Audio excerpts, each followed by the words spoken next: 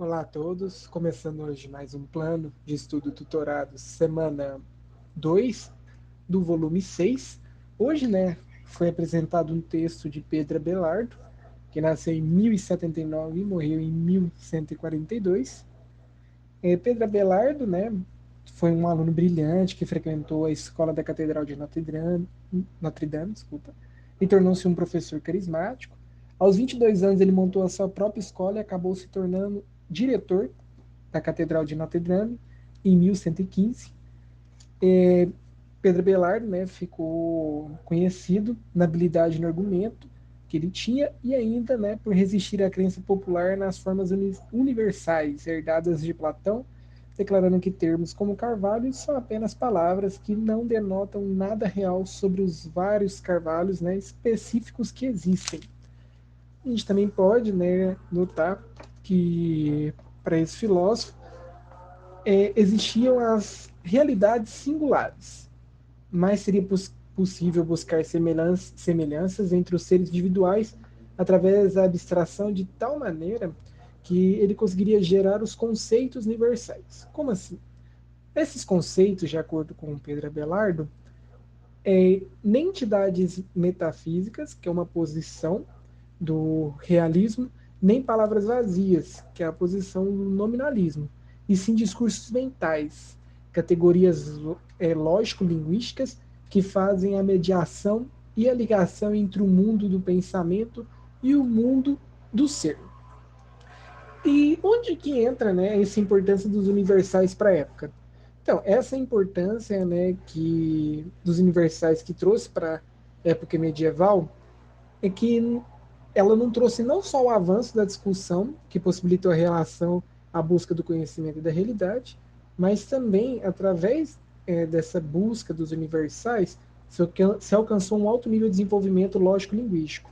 Isso proporcionou um fortalecimento de uma razão autônoma em relação da teologia, mais ou menos no século do Pedro Abelardo, que é o século XII.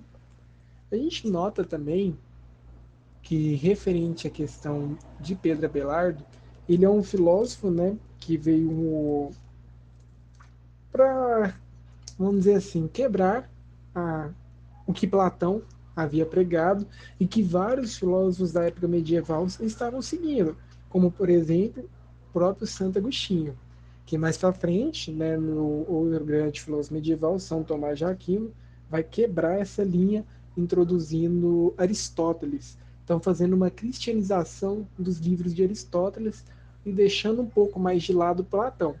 Porque, a época medieval nada mais é do que uma grande tentativa de reformulação dos textos da filosofia clássica, ou seja, filosofia grega.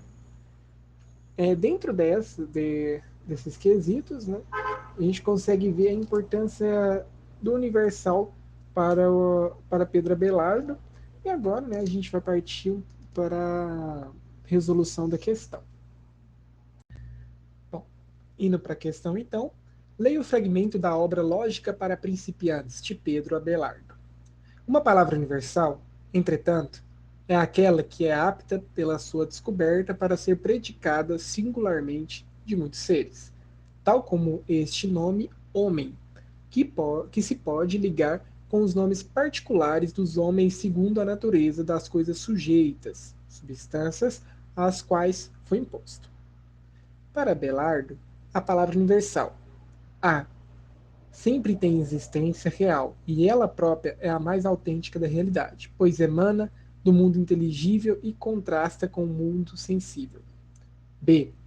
É tão só uma emissão da voz humana que designa unicamente a coleção dos seres criados por Deus e que estão dispostos na natureza. C.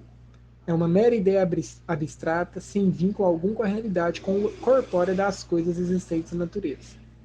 D. Por si mesma, não existe, mas se refere a seres reais e designa uma pluralidade de indivíduos semelhantes, o que é constatado no nome homem.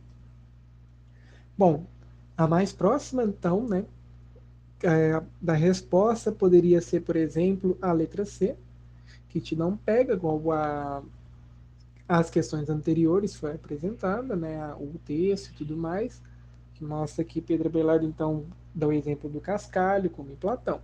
Porém, né, a resposta certa dessa questão é a D. Por quê? A posição de Abelardo define os universais como discursos mentais que possuem existência simbólica na mente, e ao mesmo tempo referem-se às coisas concretas que existem na realidade. Ou seja, os universais por si mesmos não existem, mas se referem a seres reais e designam uma pluralidade de indivíduos semelhantes, como o senito de homem que é apresentado no enunciado da questão.